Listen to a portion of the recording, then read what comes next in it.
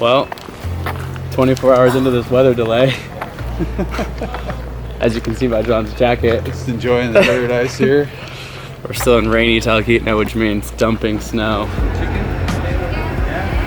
In a lot of ways, man, this mountain is way more difficult than Everest because we have to haul everything ourselves. And even though, like, I was just on Everest climbing without Sherpas and I carried all my own gear, there's already fixed lines a lot on Everest. There's already, you know, at times extra Sherpas that will help carry gear for the team. And here we don't get any of that. We have to haul these sleds the whole way. I agree, man. I mean, having climbed both in the past, yeah. Obviously the high altitude of Everest, 29,000 feet, but I climbed it with supplemental oxygen. Woo-hoo. This is what you do when it's raining outside and you can't fly anywhere. Make as many pancakes as you can.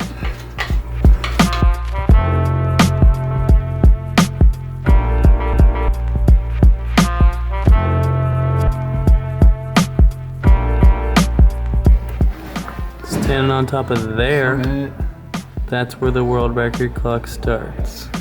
Thanks for calling K2. This is Erica.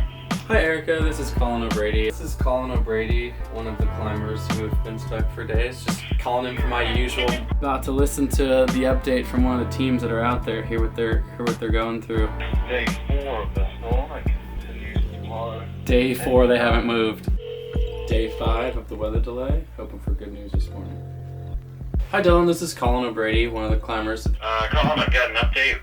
You guys should come over and check on your gear, and then we'll have a update as far as weather conditions and if we're able to get in around 8 o'clock. I think that means we just go over there. What do you think? They're very official. Base camp looked good though. The clouds aren't We're getting out today. Yeah, so let's go. Got word we're very likely flying this morning, so we're loaded up here at the hangar, hopefully be on the glacier in the next few hours and actually headed up the mountain. There's another storm hitting, but get us on the mountain now and hopefully we can get a big push in today to get into position and start actually climbing this thing. So time to ready, go. This sums up our day right now. 1 ski boot on, 1 town shoot on. You get excited to go, you get ready to go, you're about to get in the plane and they say, oh, a wave of snow is moving through base camp. So we're gonna kind of wait and see how that plays out, but I'm ready, man. Keep it with one foot in, 1 foot out. Laying down my cards on the table, sending out a message in a bottle. Came in through the door like a hurricane, and I hope you won't get officially on the glacier. I'm losing my cool when I'm here. Last time I climbed up this little hill, they call this Heartbreak Hill because even after descending, you gotta climb up to get to base camp and the runway. Last time I was climbing up the Heartbreak Hill, coming home from Beyond 7.2, had just set my 2 world records. So bringing back a lot of memory, a lot of nostalgia to begin again on the new adventure. Big smiles, it's gonna be a good day.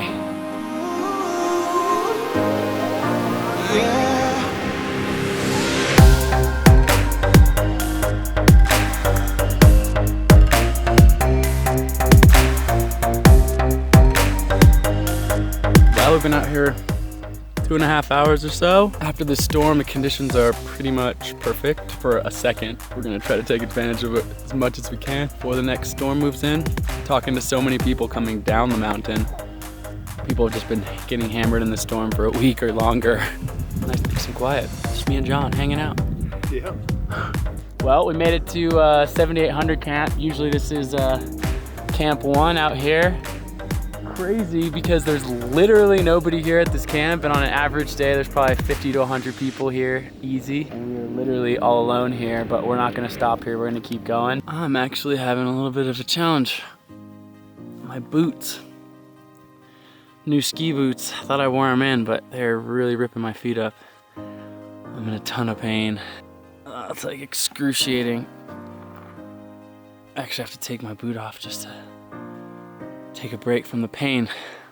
Dragging about 150 pounds right now. Single carry. Base camp to camp 11. Weather's changed dramatically into hour 9 now. Hoping to find camp in this whiteout. Well, we're finally settled in our tent after a hell of a day.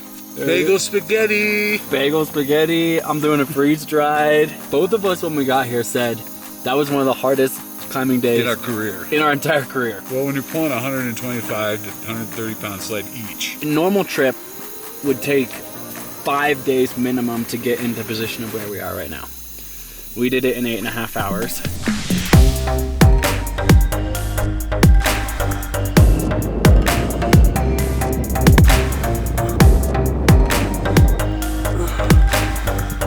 Last few hundred meters to 14 camp. Amazing to see some blue sky, but man, I'm worked.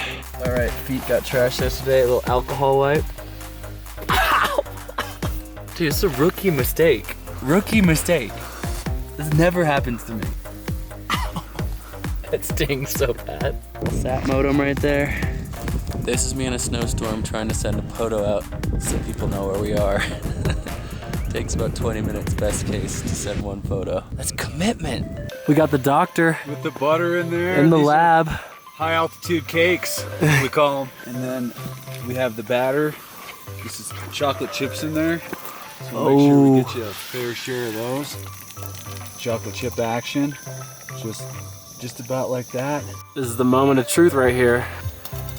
Oh, like a pro. That was worth it. That hard day yesterday, bringing that Carrying skillet this all the way up. It's all about nutrition too in these mountains. Your whole project's gonna be that way. It's too sticky now. Oh, there you go. It's kind of gonna be like a little, kind of a different roll.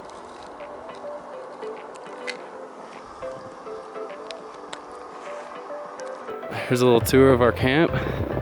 Not a bad view. To our sleeping quarters. It's a little messy right now, we're rearranging. To our kitchen tent. That's where the pancake magic happens.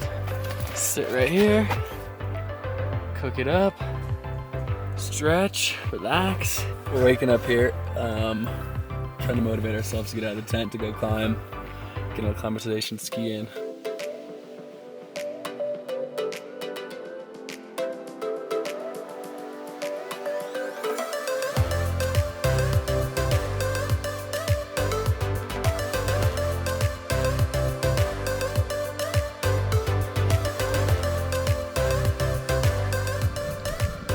Calling Ryan to get some logistics dialed. Yo, what's up, dude? How you doing? Pretty good in a snowstorm here.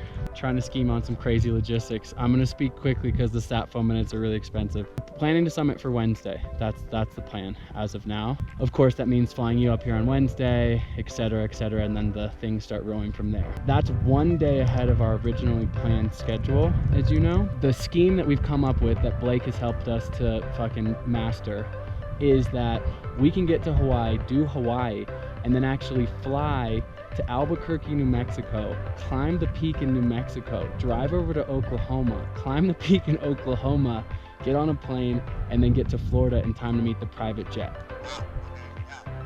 Okay, so it's gonna be a little bit of craziness. You'll basically just need like stuff for a couple days. Just like a pair of pants, pair of sneakers, like, yeah. Can you hear me?